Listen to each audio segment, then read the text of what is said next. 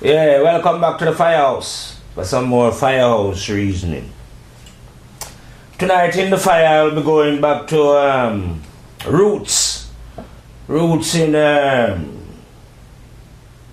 my Jamaican roots. One always have to study one roots, I say. Find out where one is coming from. So tonight I'm going to stop in Jamaica. I'm not going back to Africa. I'm stopping in Jamaica.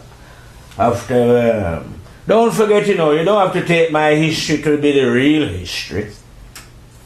But the history lesson that I'm giving here is my observation from what I've gathered. So I have gathered that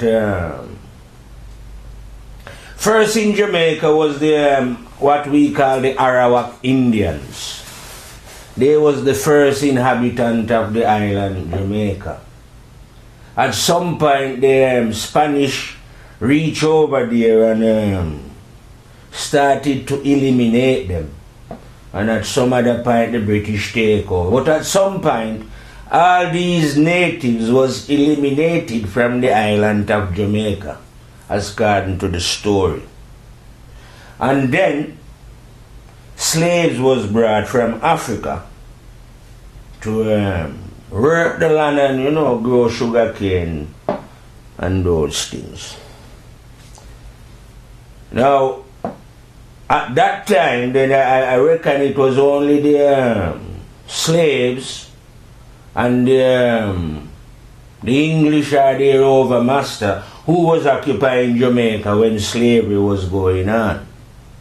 Now, when this slavery was going on, we had a particular set of a tribe in Jamaica called the Maroons.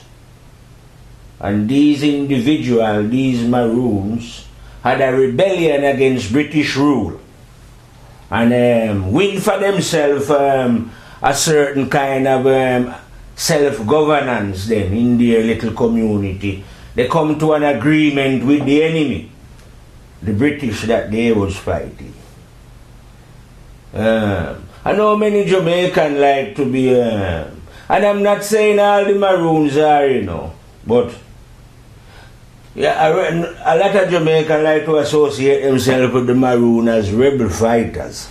But I don't associate myself with the Maroons, because I cannot associate myself with any group of beings who decide to sell out a rebel cause, you know what I mean? And that's why I say if there's any Maroon, don't feel any way, I'm not saying every single Maroon sell out, but in those far away days, the leadership of the Maroon sell out.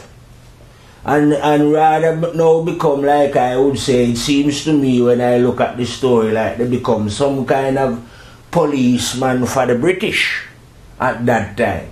So if you wasn't a Maroon, which not all of us was Maroon, some of us was Nyabingis.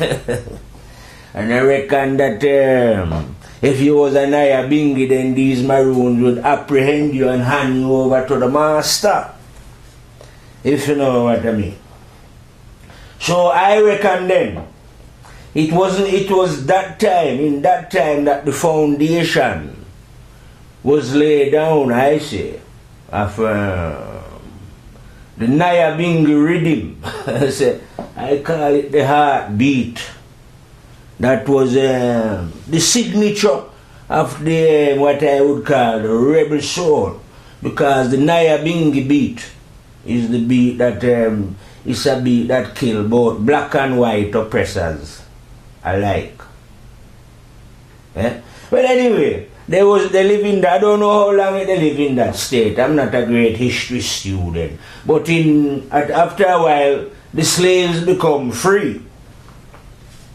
When the slaves become free now, after what they call emancipation, then you have other people coming in now to Jamaica, like the Chinaman. Lots of Chinese come from all over China in them time, looking for a better life, and some come to Jamaica. Then you have Lots of Indians coming from different parts of India in them time, wherever part they come. Lot of them come and settle in. Lot of Germans coming, white people as well, from Germany, poor looking for them. And all these people come now and produce a kind of what I would call a blend. You see what I mean? They come now and blend with the black and the white and produce the blend that we have in Jamaica now. You know what I mean? So after a while, even if you was a black man in Jamaica, it's likely that you can have Chinese blood, white man blood, Indian, and you know, all these kind of things mix up and started to produce what I would call the new Jamaica then. But you notice that there's only one man who was a slave in Jamaica, I say, and that is the African man. Well, after this emancipation went on then, and man has gone to them, man was free. Coming up into my time when I arrived in Jamaica, people was free by 57, I say, when I was born. You know, but in Jamaica, I say you have racism, but not overtly, covertly, I say. Because even though we are all one, because the Jamaican motto is something like, out of many, one people. Very nice, which is true. But I find out that, because when I was a kid, you know, I always say I was a sensitive kid. You know what I mean? Like, before I was 7, I know Christianity was idiocy. But not only did I know that, I noticed a kind of what I would call racism. What we would call in Jamaica massing. You know? So in England we say not overtly, but covert operation then. That means it was never said. But if one was sensitive enough, you could see that in the television, because I used to watch a lot of telly in Jamaica.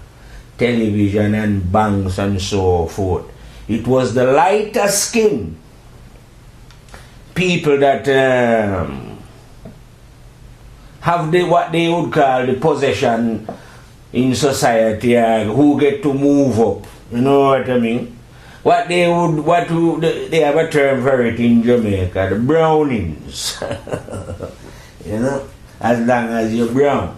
So you find out that the black man himself now was at the back of society, even though he is a part of this blend. But covertly, I say, he was excluded. You know what I mean? You can still see that going on in Jamaican society now, where people are trying to get brown.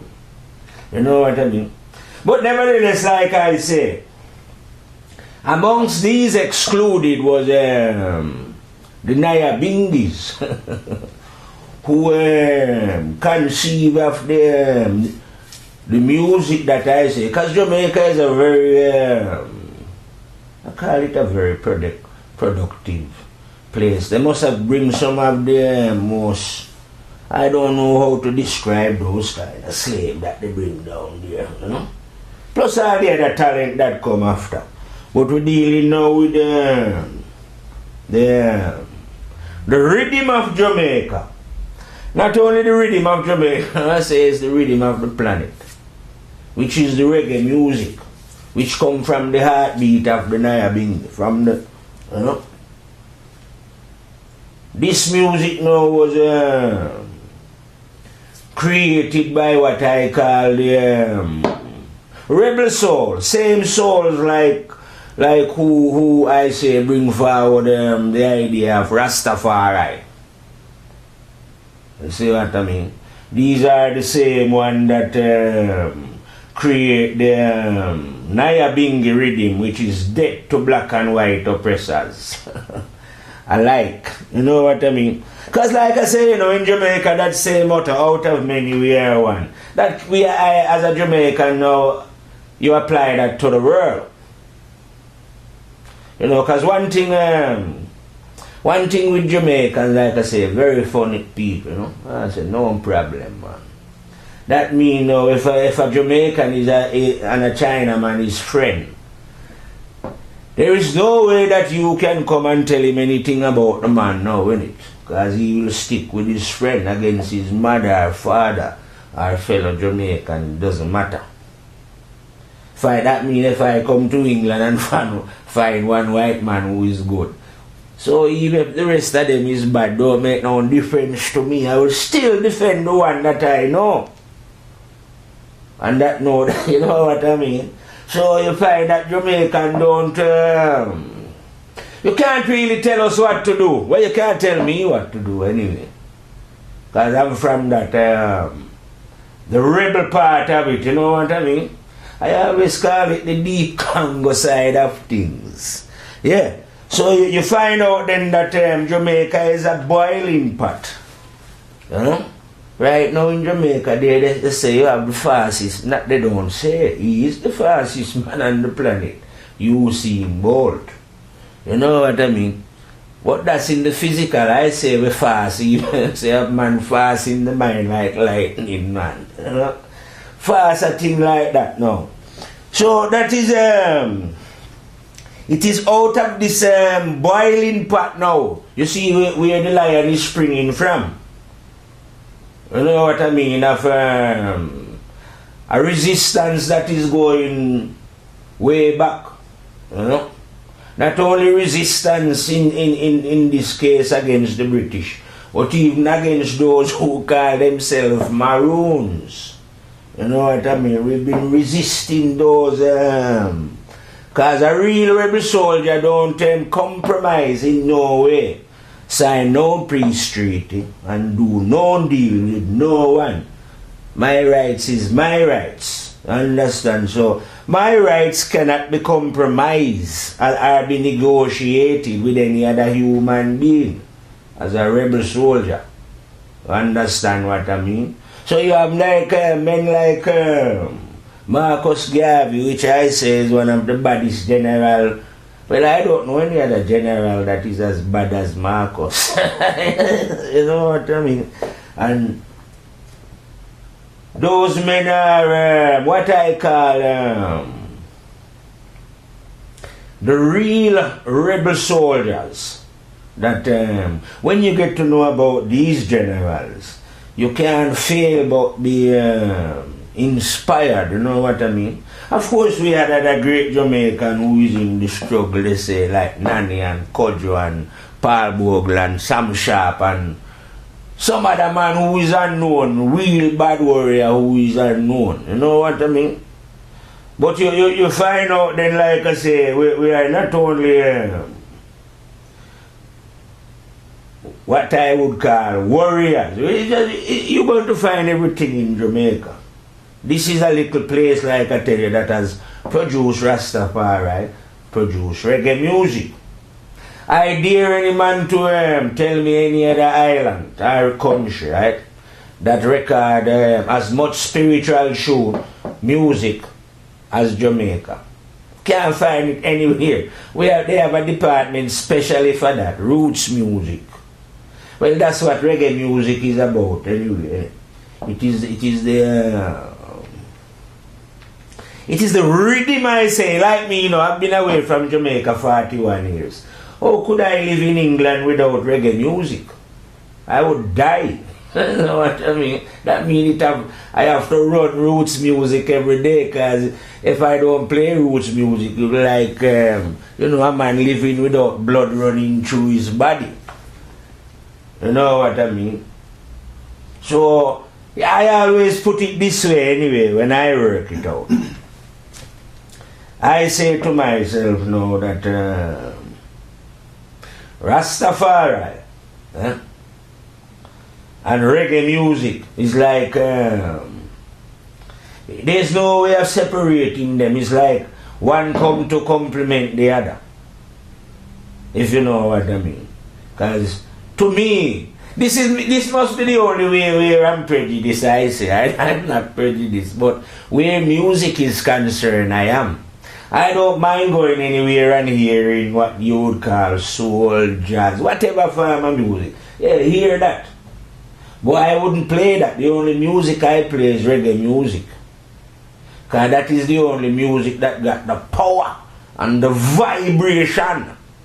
You see what I mean? That can, that's what I call a Rastaman could meditate on, you know. This is the rhythm that I say, bleak down Babylon.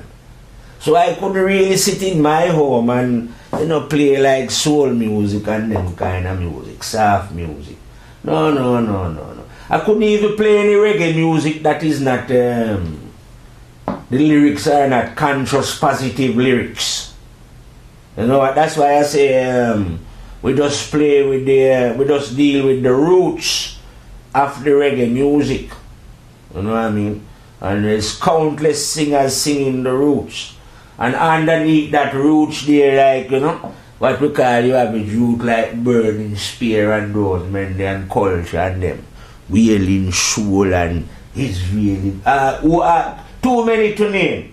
Underneath that now come the beat of the Naya Bingi.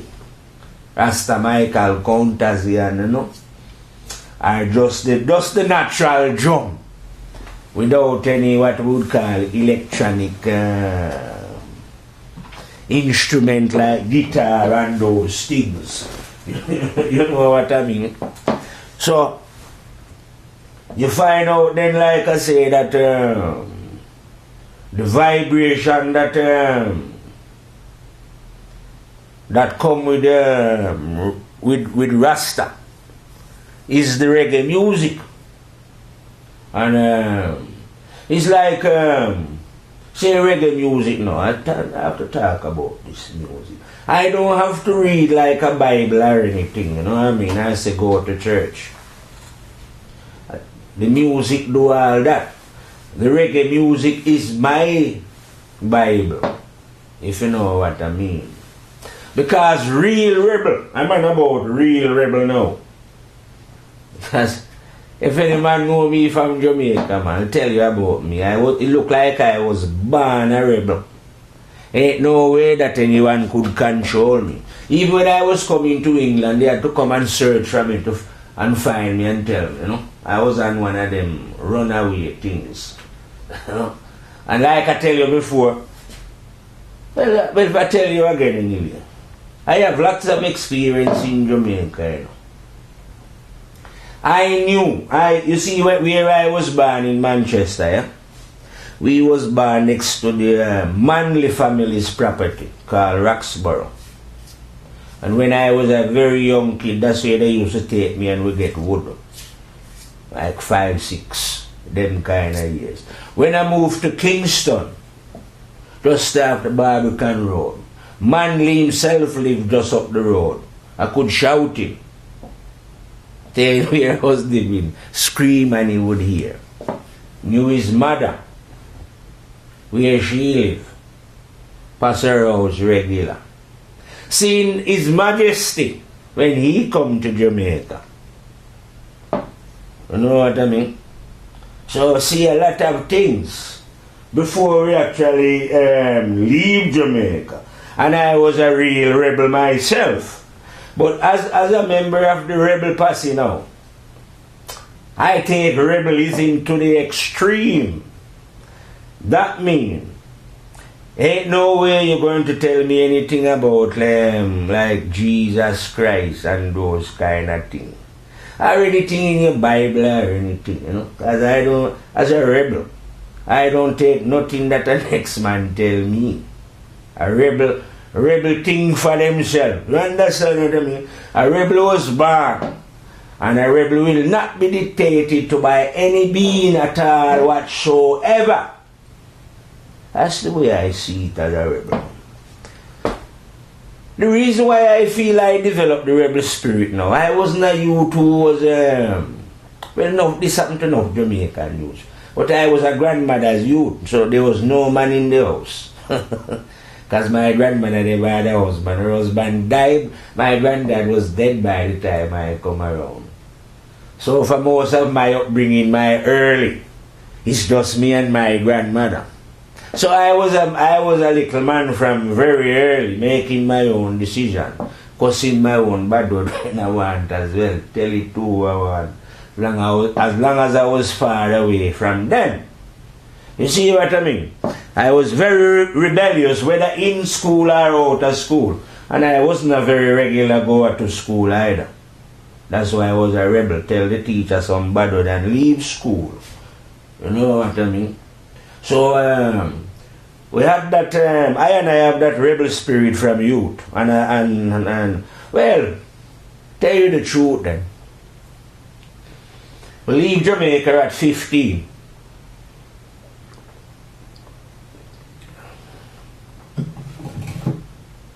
And it took me 12 years in England to find back the rebel, if you know what I mean. Going through this experience and that, you know. I only lived 2 years with my parents and then I was thrown out. And ever since that I've been on my own skating, you know. I have never in England, as an example, seen another man from Jamaica that I know when I was living in Jamaica, ever. The only person I've ever seen who I know in Jamaica was my mother, and I never know her that well. I've seen her a couple of times. You know what I mean? But I have never seen anyone like it ever in England. You know what I mean? No one. So since I leave Jamaica, I've been a rebel. And I never take anything from Jamaica. Sometimes when I think, what did I bring to England? I never bring anything over here, you know. The only thing I bring over here, when I was coming to Jamaica, I went and tell some dread, you know. Said, boy, I'm going to England, you know. And the dread went and get his Bible and read something. I don't even know what the man read. Well, I remember that he was crying. So the only thing that I take to England was the tears of that dread. Because it's a thing that I can't forget, you know. I'm always thinking, why did the man cry? But then again, as a youth, as I'm grown up now, I'm thinking, no. Because I was a youth, never know what I was coming into. He was a grown man, because I was a dread then. He must have been reasoning, well, you go into Babylon, you know. You don't know what's going to happen to you down there, so he must have said some kind of prayer anyway, you know what I mean? Praying for me that I don't get lost in Babylon. Because I ever said in Jamaica, you know, that mad dog and Englishman in the sun. So most people who come to England, they reckon they go off their head, you know. Which is true, because I notice it up here. But I wasn't investigating the English side of things. Because I tell you, I was a sensitive youth. Who I used to investigate when I was in Jamaica was those who go to America and farm work. Farm work is when they come to Jamaica, you know, and test people to see if they fit. And if you fit, they take you to America to pick a ranger or whatever. I don't know what I'm going to pick over there. And a 6 months contract. And then you come back home, and if they like it, they, you know, you keep going them kind of way. Let some man do that and run away. But what I used to observe as a kid now is that once a man go to America and spend a little 6 months up there, when him come back now, him start to go on a little way because he's got a little nice shirt and 2 gold teeth. And as a kid, trust me, I was dead against that. So for that reason, I never like America. Never. Imagine that as a kid. I don't like America and I never ever visit the place. Apart from once, when I leave Jamaica coming to England, my plane stop in America. One of them airport, they must see Kennedy, I think. But trust me, from I was in Jamaica as a kid, that sensitive that I didn't like Jamaica. Maybe if I did see enough Englishman coming back home, you know, but I never encountered a lot of them. It was mostly the American, because they don't do the farm work in England here. So, but maybe if I'd noticed them. But when I come to England myself now, I can see why people go mad. Yeah. Because they totally, you know, kind of forget the roots, where they're coming from. Well, like I say now, I did forget my roots very well. Come at 15 and I lost myself until I was 27.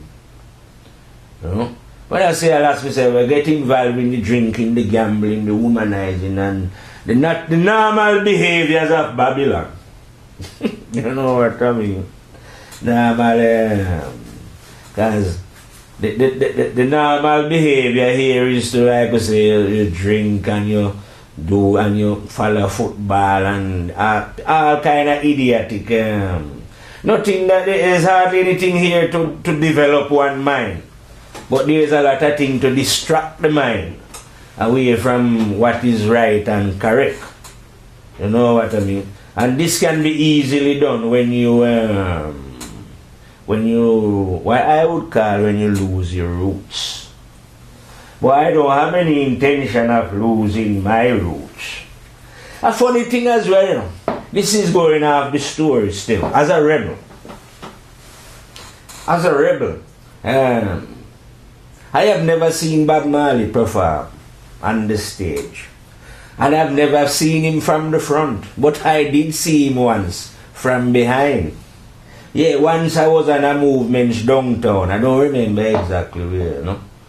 Because I never go to much school, so I was always having time to chip around, either uptown or downtown. You know, all around town, movements. So yeah, one day I was down, I reckon about 69 them ways. Because them time Bob never fully dread up yet. He was going dread with a big kind of afro ready to go into the dread style, ruffian style. And I was downtown. Because I know it was him, because of the way that he walked, like a soldier marching. And I was behind and he was up front, you know, up ahead of me and say, yes, Bob, yes, Bob. The man was hailing him, you know, and that gone out of the distance there. So obviously, of course, you don't pay no attention to that as a youth, man. I wasn't interested in a lot of things that man, you're not interested. It was years after, like I'm saying, when I recover my senses now, up in Babylon here. And I was thinking about the day that I saw Bob. You see what I mean? And it dawned on me then that Bob, under the leaving from the Diabing, you know, to the 12 tribe of Israel now. Because these are houses, they have different houses in Rasta, you know. I am not a member of any of the houses, but I always say in my father's house, like they say, many mansion, I and I go in any mansion, man, rough general. Yeah, so over in the house of the 12 tribe now, they are the one who, I call it the astrological side of things now. They run the 12 tribe business. And over in their system now, under their system now, Bob Marley now would be Benjamin, because he's a February born man. If you know what I mean. And I would be a Benjamin, being a March born man. So when we look at it now on the spiritual level, what I was seeing that day when I encountered Bob from behind was a movement. I call it a spiritual movement, where he was walking up ahead, because he's the one with the pretty coat. And say, let's come to the story, you know what I mean? The father give Joseph the pretty coat, and all the rest of brother get jealous over this pretty coat. Must be all of them apart from Benjamin, because he was too young. He was always with the father. Well, anyway, coming back to the story. When I see him walking up ahead, all the people at the side were saying, yes, Bob, here, Bob, yes, Bob. Whoop. I was behind him. No one noticed me coming, because I'm nobody. You know what I mean? But spiritually now, that turned out to be Benjamin following Joseph. You know what I mean? Yeah, so I say those kind of movements are Rastafari movements. Now take the other movements now, big thing that happened now. Is His Majesty coming to Jamaica in 1966. And I was there as a rebel, of course, to see the procedure. Before Selassie come, I think I was 9 when Selassie come to... Yeah, 9. And I loved the 9. But before Selassie had come to Jamaica, I think before I was 7, I had already dismissed Christianity. You know what I mean? It might be sounding strange to some people now to think, oh, how could you be thinking of Christianity at that age? 7-year-old. Never mind, don't worry about that. I was like 7, but I reckon I might have been 17. You know what I mean? I had a curious mind. I like to go to lots of different churches, observe what they was doing. Listen to the preacher, what he was saying. You know what I mean? Observe the people, how they live when they come out of church. You see? And then, it so happened to be that our local preacher was our head teacher as well. And if you're late Monday morning, he'll beat you, nearly, swell up your hand and those kind of things. I had to tell him I borrowed a couple one at a time there, And then Friday he was at the bar drinking, and Saturday and Sunday he was telling you what God said. So for those kind of reasoning as well, I decided that Christianity was a load of wasn't truthful and honest anyway.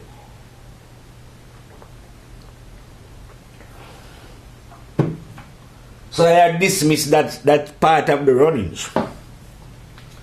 And then by that time I said, we hear about Rasta, we know, and this was the biggest day in Jamaica, brethren, about. God is coming. No man I say I'm coming, you see. So like I say, I went along as well.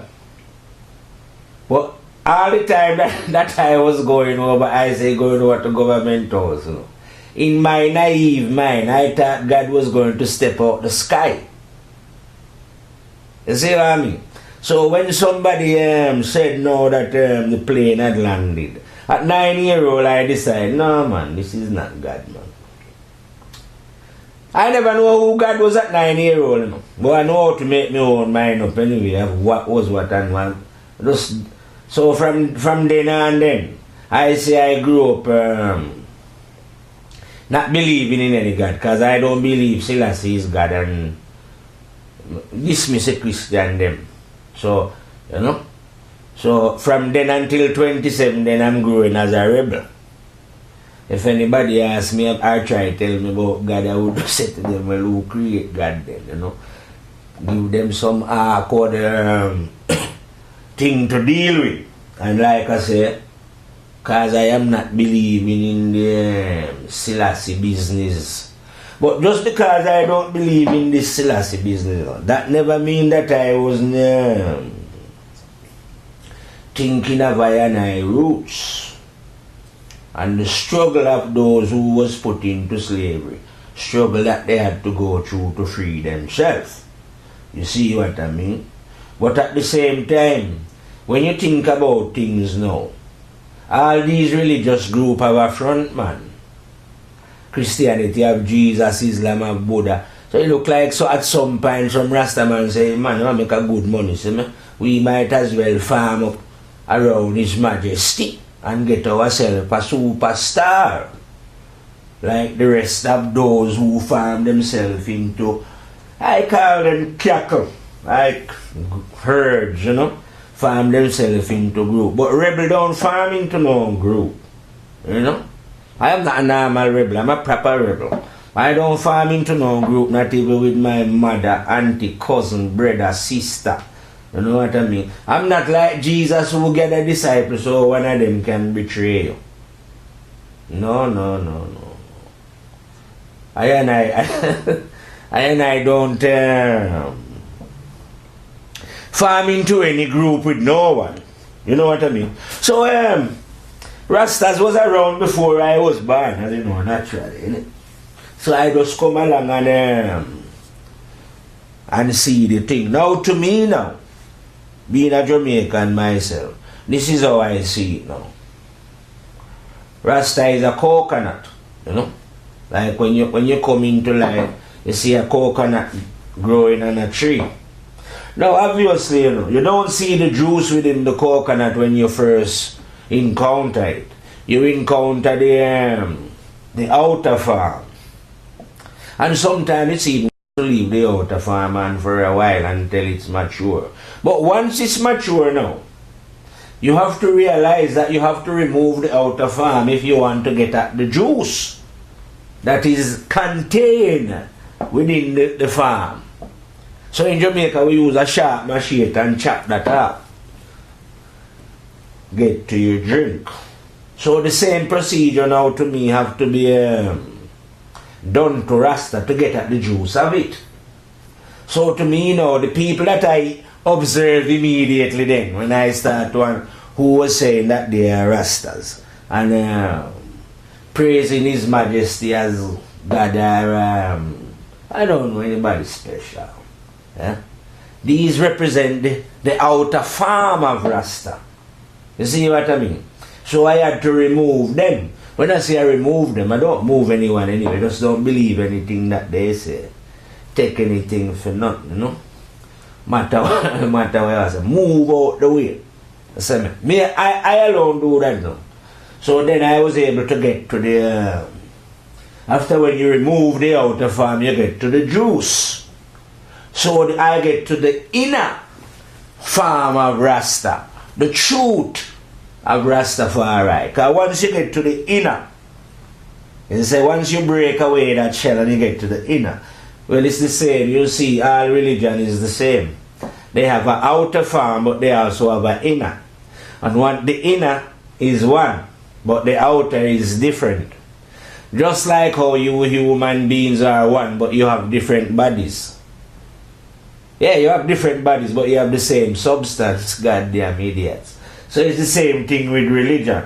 And once you remove, which are the hypocrites and parasites, I say, that gather themselves around what is natural and truthful.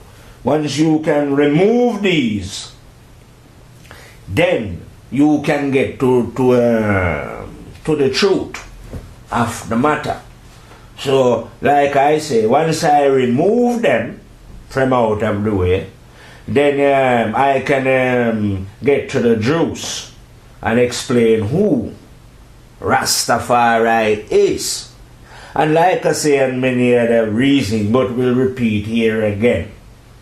The name Rastafari is like, it's a name now in this time, like it's like a digital name. It is a name that when you know this one now, it makes things more clearer. You see what I mean? So now we teach about this one in a digital kind of a way. I teach about this one, I say digitally, where I reckon even the simplest of mind should be able to grasp and understand. You know what I mean? So the first thing I say we notice about the name Rastafari is that it's a 9-letter word. And 9 is a fullness. That's what I say. I know I'm not a mathematician, I know about numbers. Go and consult those who know about what they call it, numerology, and they will explain what the 9 is to you. I am just explaining from my own limited self that the 9 is a fullness. And it says Rastafari. I stand for the one universe, because this universe is one. It also stand for the one planet Earth, because the Earth is one. On the planet Earth, you have one race of people living, human beings. Within those human beings, you have the one eye that watch them all. I call that one Rastafari. This is maybe the one that these who claim that they are in secret society with their inside, but they don't know the one. You don't know the all-seeing eye for real. The all-seeing eye is Rastafari himself, the High General. You see what I mean? So, you find out then that these rebels, like I say, who bring forth the vibration of reggae music, the most dangerous music on the planet, the most dangerous music in the universe. You know what I mean? Is reggae music. And it is the it's like I say, it is the train that the Rastaman drive on. Well, I drive on it. Sometimes I say to myself, because I don't know when reggae was when it get, because when I was born it was ska music, as a little youth. Wash Wash and Prince Buster and them man. And then it would drop into another music called Rocksteady. And then it drop into reggae. I don't know if it's 68 or 66 or 67 or one of them here there. I don't know one of them here there. But that's when it arrived. So naturally I take all these things as well. And because I'm a rebel, I say it look as if just send this music to a company and I lick down Babylon. Beat down Babylon to the ground. Yeah, because like I say, you know, after leaving Jamaica at 15 and coming to England, you know, get last for 12 years, innit? It was only after 12 years then when I find myself, I realized that, yeah, brethren, you are here to fight against Babylon. You're not here like your parents, them who leave Jamaica to come and make a better life. You are here because they send for you. And you are a rebel. You are here to do rebel business. You know, my whole life, you know, it's like something was saying, listen, brethren, you're born to be a rebel. You can't be anything else. You know what I mean? You have rebels who was fighting this fight from they take them out of Africa. And you want to come along now and forget about the fight.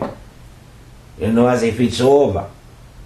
What kind of a rebel are you? So I had to join, like I say, in the fight against Babylon shit steam. And come to understanding right here in Babylon and realize that, wait, what are you here for? You know? You are here to fight against the shit steam, not to admire the shit steam. This is the same shit steam that you don't know how many rebels these get rid of, you know? And how many heartache campaign and they're still running. So yeah, ever since I realized all this then, my whole intention is to destroy Babylon. But I am not going to destroy Babylon like I say, you know, with any guns and bombs.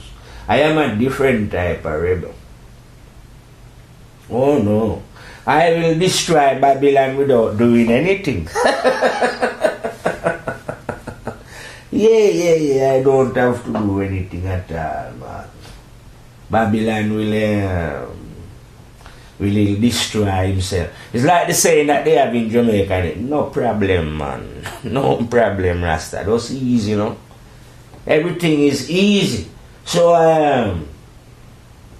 we have another saying that I like. When we was youth, we just say a butter, man, you know. Mean it's easy, just slice you, easy. So, beating down Babylon to me is butter. It's a easy job, you know. You ever do a job that you find pleasurable, you do it with enthusiasm. That's how I do the job of chanting down Babylon, with enthusiasm. Because I know that it's an easy job. It's a job that you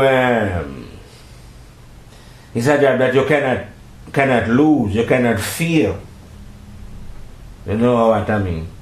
So yeah, when you hear any car Rasta spread all over the world now, no, from its roots, and naturally still, very few who know what Rasta is.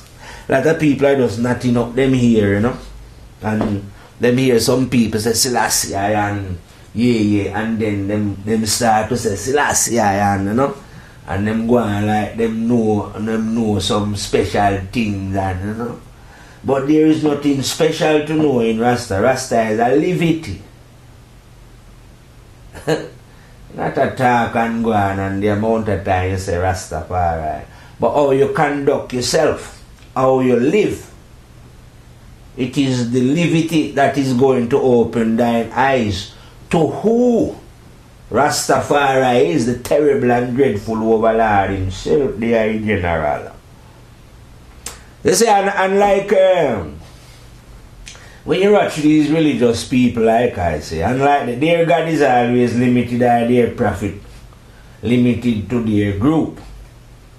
But Rastafari is not limited to any group, like say, limited to black man or any black woman, you know. The eye is in every human being. Don't give a bumbuckler to them want about them are black and white. Those idiotic business doesn't cut in Rastafari. Here we're dealing with the one.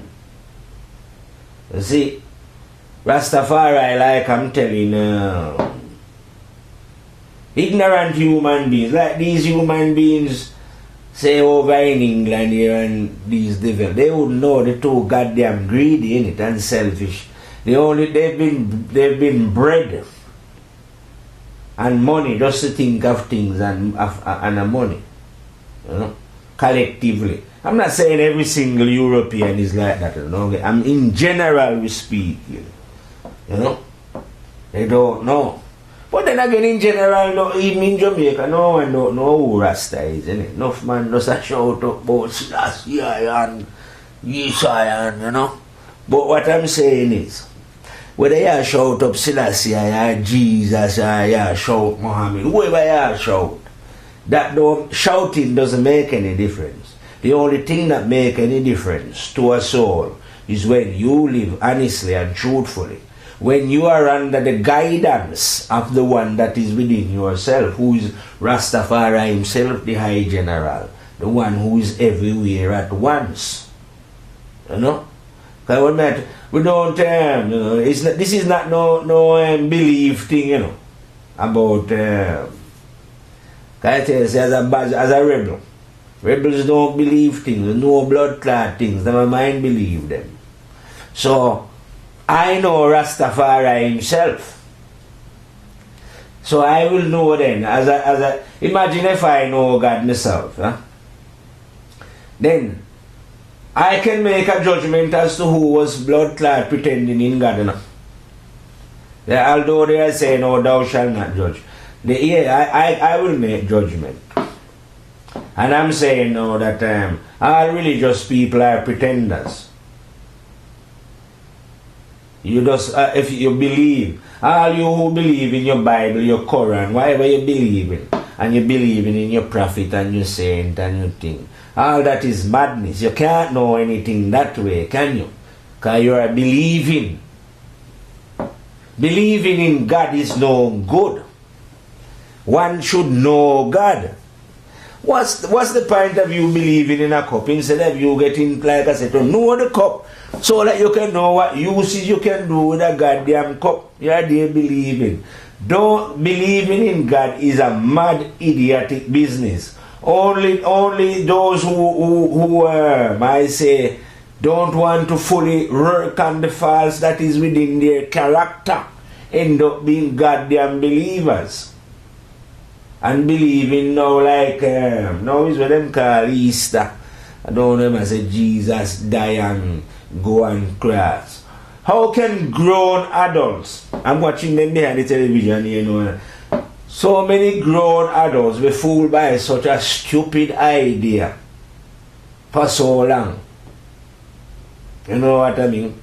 They use it and fool up the slave, them, you know, tell them about Jesus Christ. Because if you go to Jamaica now, like I say, all over the island, Easter now, must be a lot of celebration about Jesus dying on the cross and all these kind of things. So the very people that use this bullshit to enslave us now, you still have slaves now enforcing this on us themselves. Say, yes man, you should join and follow the bullshit. You know what I mean? And believe in this goddamn story that make absolutely no sense. The only sense it make, like I say, is to idiots. And you must think, as you said, humans like to think that if a white man writes something and tell them, as I would say generally, that what the man say must be true. You know what I mean? So if they write up this, make up this story, them original Jew man, whoever conceive of this story and sell it to us, then we must believe them instead of questioning it and see, well, this God who is doing this, he's a one-sided racist himself. You know? A blood clot him not choose some Chinaman sometime for the Pope or one black man or one man from somewhere else. You know, I'll choose Roman and all these kind of things. Send him son. Why never send him son like the blood clot rainbow to represent all human being on earth? Him send him son in some kind of one-sided, you know what I mean? But this is like I say, the son is not real, you know. The Son of God that they are telling is the devil, you know. But nevertheless, they wrap the devil, their created devil, they wrap that up now into what I call a nice pretty package of behind humbleness and goodness and give it to you. You know what I mean? As the Son of God. And then now create some other, give you illusion of some other devil outside. You know what I mean? When the real devil is within thyself, not outside. You know what I mean? Anything that is outside, that is more likely to be the devil. So I say Jesus is outside thyself. And the idea of Jesus was created by these devilish and wicked beings. You know what I mean? Yeah. So you can't really